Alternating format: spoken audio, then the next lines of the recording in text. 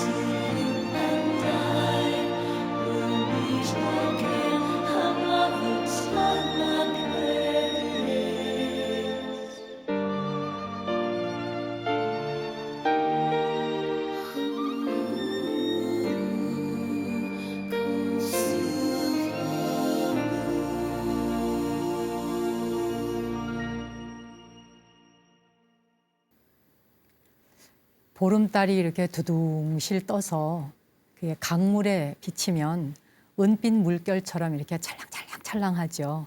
그 풍경을 떠오르게 하는 그런 음악이었죠. 컴 실버문이었습니다.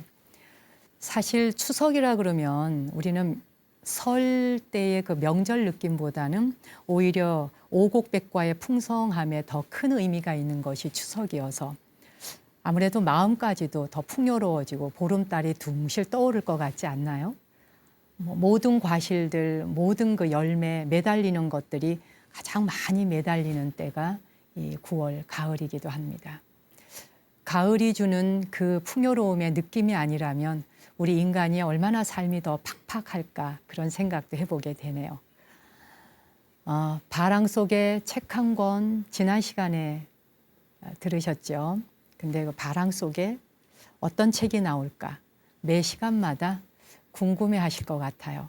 오늘은 또 어떤 책을 읽어드릴까 정말 많이 고민하며 이 책 저 책 놓고 이걸 할까 저걸 할까 좋은 책이 워낙 많으니까요. 그렇게 고민하다가 오늘 이 가을에 왠지 열반하신 법정 스님의 그 칼칼한 목소리가 좀 듣고 싶어졌어요. 스님은 무소유라는 책을 통해 일반 대중에게 엄청난 파급 효과로 스님들의 삶과 불교의 삶을 전하셨죠. 오늘은 스님 떠난 뒷자리, 그러나 왠지 거기에 오두막이 있을 것 같고 스님께서 우리에게 날려보내주시는 오두막 편지를 목소리를 다시 한번 생생하게 들어보고 싶습니다.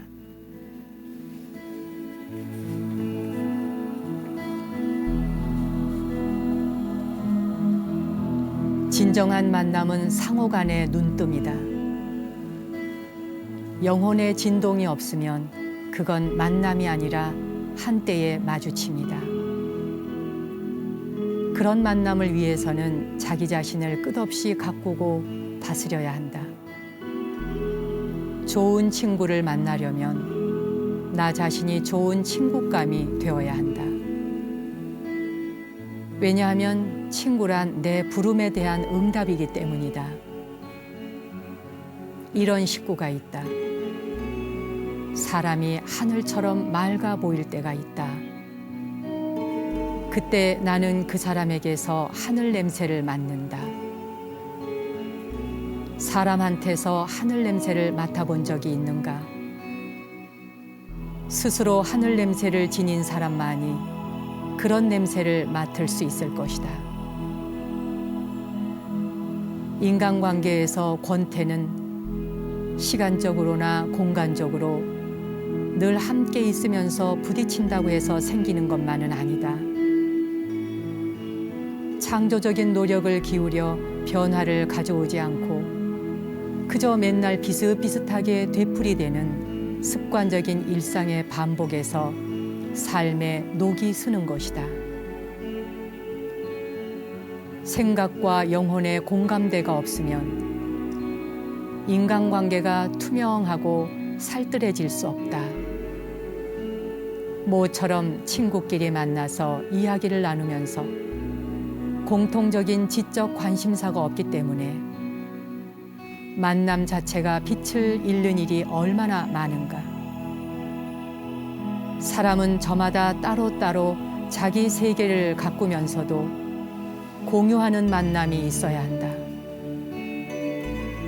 칼릴 지브란의 표현을 빌자면 한가락에 떨면서도 따로따로 떨어져 있는 거문고 줄처럼 그런 거리를 유지해야 한다. 거문고 줄은 서로 떨어져 있기 때문에 울리는 것이지 함께 붙어 있으면 소리를 낼 수 없다. 공유하는 영역이 넓지 않을수록 깊고 진하고 두터워진다. 행복은 더 말할 것도 없이 절제에 뿌리를 두고 있다. 생각이나 행동에 있어서 지나친 것은 행복을 침식한다. 사람을 만나는 일에도 이런 절제가 있어야 한다. 그러니 따뜻한 마음이 고였을 때, 그리움이 가득 넘치려고 할 때, 영혼의 향기가 배어 있을 때 친구도 만나야 한다. 습관적으로 만나면 우정도 행복도 쌓이지 않는다. 혹시 이런 경험은 없는가? 텃밭에서 이슬이 내려앉은 애호박을 보았을 때 친구한테 따서 보내주고 싶은 그런 생각 말이다. 혹은 들길이나 산길을 거닐다가 청초하게 피어있는 들꽃과 마주쳤을 때 그 아름다움의 설레임을 친구에게 전해주고 싶은 그런 경험은 없는가? 이런 마음을 지닌 사람은 멀리 떨어져 있어도 영혼의 그림자처럼 함께 할 수 있어 좋은 친구일 것이다. 좋은 친구는 인생에서 가장 큰 보배이다. 친구를 통해서 삶의 바탕을 가꾸라.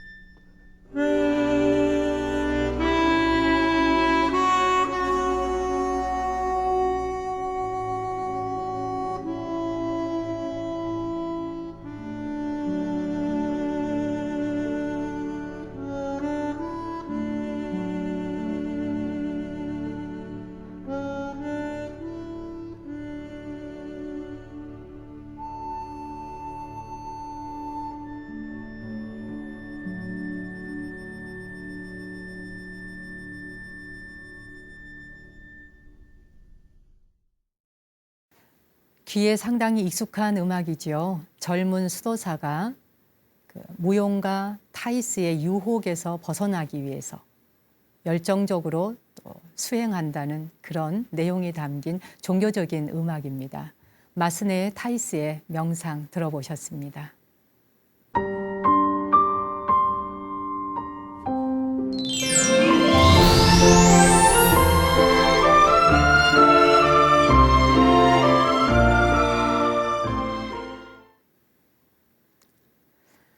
나무 아래 앉아서라는 제목으로 여러분과 만난 것이 벌써 오늘이 두 번째 시간인데요. 여러분은 나무 그러면 무엇이 먼저 연상되고 떠오르세요?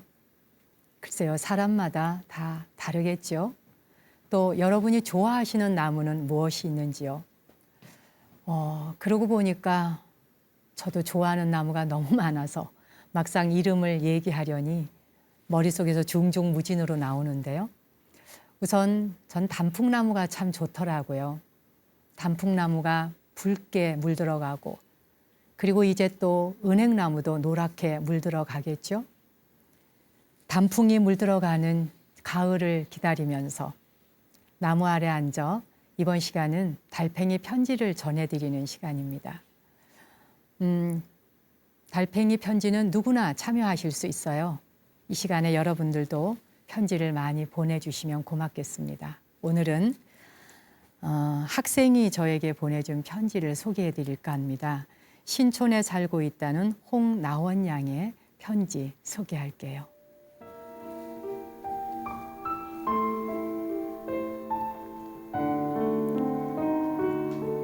안녕하세요, 스님. 저는 신촌에 살고 있는 학생입니다. 암과 투병을 하던 어머니께서 신장염으로 입원을 하신 뒤 병세가 악화되어 털고 일어나질 못하십니다. 아무것도 먹지 못하고 암세포가 온 뱃속에 퍼져 장기를 누르는 바람에 코에 호수를 꼽은 채 물만 드신 지 4개월이 되셨습니다.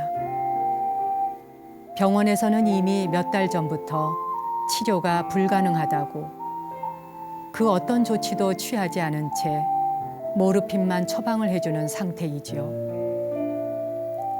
우리 어머니가 몇 달 남지 않았다고 말할 때 전 그 말을 듣지 않았어요. 쾌차하실 거라는 믿음을 버리지 않았으니까요. 그러던 중에 병세가 심하게 악화되어 병원에선 임종을 준비하라며 1인실로 보냈어요.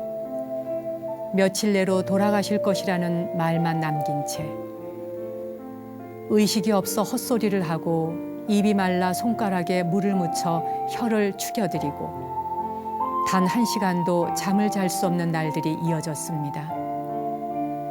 하지만 며칠 내로 돌아가실 거라는 말과는 달리 어머니께서는 아직도 살아계십니다. 다만 극심한 통증에 너무 힘들어하고 계시지요. 그런 어머니께 위안이 되었던 것은 스님의 바람 부는 산사라는 노래였습니다. 의식이 없는 와중에도 스님의 바람 부는 산사가 나오면 어김없이 따라 부르셨지요. 제가 지금까지 긴 설명을 이렇게 한 것은 스님께 청을 하나 드리고 싶어서입니다. 부디 스님 뵙기를 청합니다. 엔돌핀의 몇천 배에 해당한다는 항암 진통 효과를 가졌다는 다이돌핀이라는 호르몬은 인간이 격한 감동을 받았을 때 나온다고 하더군요. 스님께서 병실을 한번 방문해 주신다면 어머니에게 큰 힘이 될 듯합니다. 너무도 남루하고 허술한 제 편지에 무례를 무릅쓰고 이렇게 간청드립니다. 스님이 그러셨죠? 아픈 사람의 고통을 대신 받을 수만 있다면 하고 간절히 기도하셨다고요. 저도 하루에 수천 번씩 어머니 앞에서 그런 기도를 합니다. 내가 저 아픈 몸속으로 들어가 누워있고 이 젊은 몸속으로 어머니가 들어와 사실 수만 있다면 100,000번이라도 아픔을 대신 받겠다고요. 스님, 병실 방문이 어렵다면 부디 통화라도 할 수 있으면 큰 힘이 될 것 같습니다.